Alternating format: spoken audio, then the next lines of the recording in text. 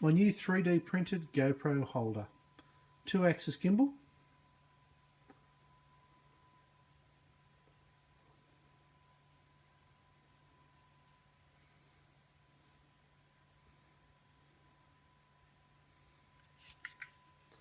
And that's the little setup for it at the back.